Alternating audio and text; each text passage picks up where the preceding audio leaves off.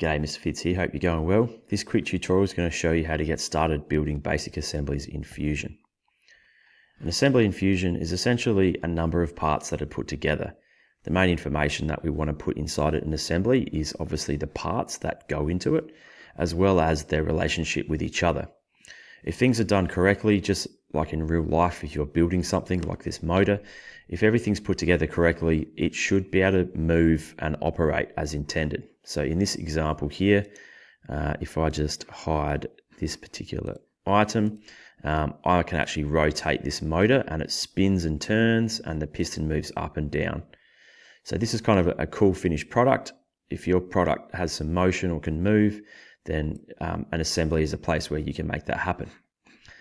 In this tutorial today, I'm going to show you how to get started with an assembly. So the first thing to note, on the left hand side in Fusion, this little hamburger icon here, if you click on this, this is what's called the data panel.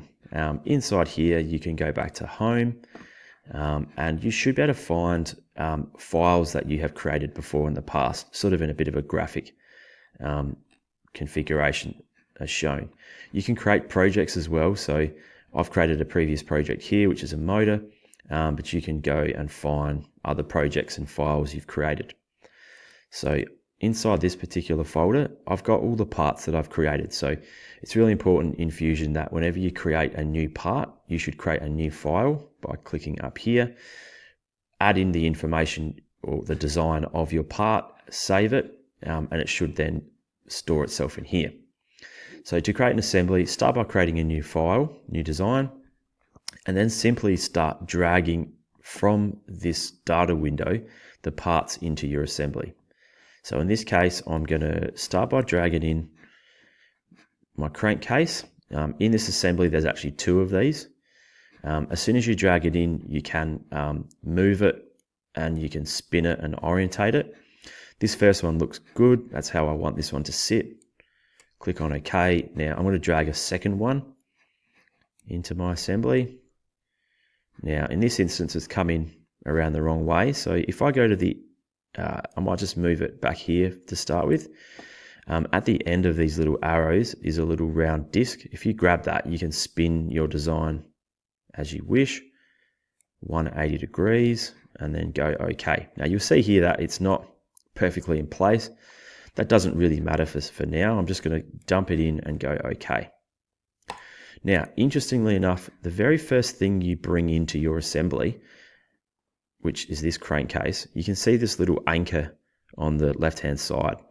That basically means the first part you bring in is going to be fixed in the model. So if I right-click that, you can basically unground if you want, and that's going to then mean that that can move as well. Just take note of that. So the first thing you bring in, it's going to ground it. Now, that's pretty helpful in most instances. The first thing you want to bring in, you generally want to just keep fixed so it doesn't float around in space. Then from there, just go ground to parent.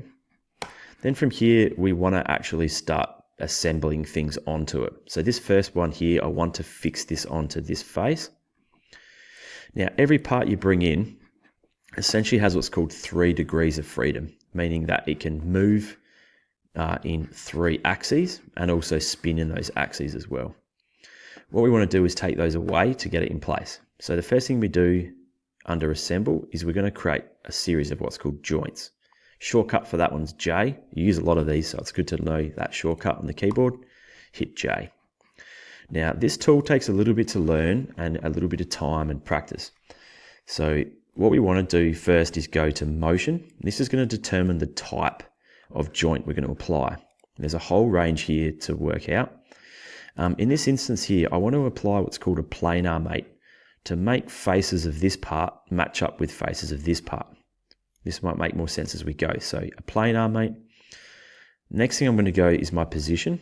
Now this is going to ask me essentially which face do I want to connect first. So I'm going to connect this face from this part, and then I'm going to select this face here.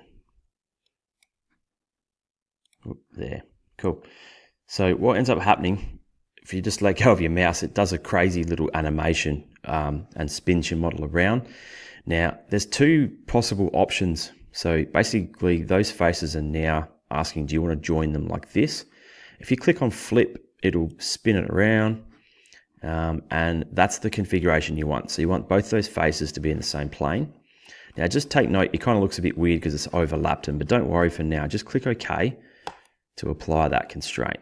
Now you'll see here that once you've applied one constraint, the model or this part here will move according to that. So even though it looks a little bit weird, if I spin my model, you'll see that that will always be on that plane. It can still move, still got a few more degrees of freedom, but this face and this face are going to be in the same plane. All right, let's apply another one. So back to J, to joint. What I might want to do here, let's make this face. So start by clicking this face here, spin my model, and I want to then select number two. Number two, I'm going to select this face here. Now, sometimes you get this little error. If you click on don't show again, this is a little bit annoying, but it just says that it might cause some problems. Go continue. And you'll see here, it does some weird stuff. It just sort of shows you a little animation of what it means. And that looks okay in the end. So that is, those two faces are stuck together if that's what you want. You can always press flip if you want the alternate. So you can press that and it will show you what the alternate is, and that's incorrect. We don't want them to be that way. We want it to be that way. And press OK to confirm that. Cool. After you apply each constraint, always good just to click and move and see whether that's what you wanted. So you can see now that those faces are connected. There's one more configuration or one more degree of freedom. And what I might do is press J again. I'm going to say this top face and then this top face are going to join. So yes, okay to that. Cool. Now again, it does some weird stuff. It tries to show you, do you want it to go this way? Nope. Press this way. Now, even though it moves it, just ignore that it's out of alignment. Just press OK. And there we go. It applies those constraints, and those two parts now are locked together. I can't move this one. That's got three faces that connect, and that is sweet. Cool. Hopefully yours turns out like that when you apply it. So that's three planar mates. Now, depending on what the part looks like and the constraints, there are a lot of other options as well. So the next part I'm going to bring in is my crankshaft. So bring this part here in. Now, good advice when you first drag your part in. I tend to just move it out the way so you can see it and get to it. And then I do like to rotate it roughly in the right orientation, just so it kind of looks how and near where I want to use it. So, okay. Now this is going to go inside this crankcase, and I can see here I've got two holes that it's going to align to. So I'm going to use these in order to allow it to rotate. Cool. So back to joint. I now need to change my joint type. So the motion I'm going to use for this one, I've got kind of two options here. You've got revolute, which allows it to revolve, and you've also got cylindrical. So these can both work in this instance. I'm going to use a cylindrical mate. So back to position. I'm now going to choose that face, so that cylinder face. And I'm going to also choose this cylinder face here. Cool. You can see that gives you a preview. It puts it in there, and that actually looks pretty good. What I can next do is I'll just go OK. And let's just see what's happened there. So you can see now, this cylinder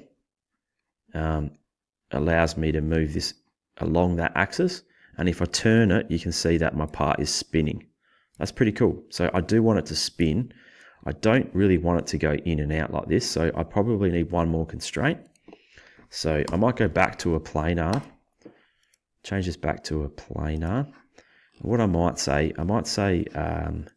this end face of my crank and this face of the crankcase, I want them, so it gives me that configuration. That's wrong. Flip this over. Now, as you saw before with the crankcase, you can make these two faces flat on itself. I'm going to actually add in an offset. So I'm going to drag this out slightly. Now, what's nice about this little offset is that I can actually put in a dimension there. So this is going to be, I'm going to make this 130. I think that should evenly center that crank. Actually, it might be 25. Check your design, obviously, but that's correct there. So that should be 25 mil either side. Now, all going well with this constraint is I can grab that and spin it. And that's exactly what I'm after here. I want that crank to spin. I don't want it to move in and out, however. So that is perfect. Cool. With assemblies, just keep dragging your parts in. I always think that it's best that just do one at a time. So drag your part in, apply your joints, and then keep going from there. A few little tips in your assembly. You can turn parts on and off by clicking on the little eyeball. Sometimes if it's hard to get to where you want to get to with your constraints or your joints, you can just turn something off. So I could turn that off to start with so I don't have that in the way so I can see it. Once you create joints, you can actually see there's like a little graphical representation. These exist in here. You can turn them on and off too if you don't want to see them. And the cool thing is, a little bit later in the more advanced things, we can actually, what's called drive these constraints. So if I go to this cylindrical one, for example, I'm going to right click this one and go animate joint relationship. And this may or may not work. Let's see what's happened here. I'll rotate, and it doesn't seem to work there. I think it's thinking about it.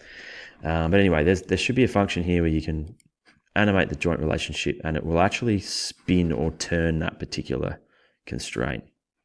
Now, it may not work for cylindrical, it might work for Revolute, but essentially that will actually take that constraint and it will spin it. So you can kind of animate your design with it.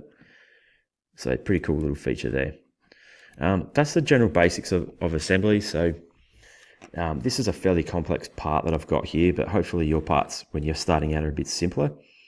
Things like putting in like pins or bolts, generally, yeah, you'll use the cylindrical or the Revolute constraint. So just a reminder again, J for joint, specify the kind of motion you're after. Sliders are a useful one too. They kind of give you a bit of an explanation of what these are. The most common ones you're going to use are a planar, Revolute, or a cylindrical mate. Rigid's just going to basically lock it up. This one's not used too often. But yeah, all the best with your assemblies. More advanced features will come in another tutorial. Cool. Just to recap what we looked at and give you a few little tips there. Always good to create all your parts in separate files, as I've shown you. So it's called a bottom up in Fusion. This works best. Make sure you fix the first part in your assembly. I think by default it comes in fixed, but just know how to turn that on and off. Be careful with your joints. They are a bit tricky. If you make a mistake with one, just go back or delete it. If you put too many in there, things aren't going to move. So just be careful. Do one at a time. And all the best. Cheers.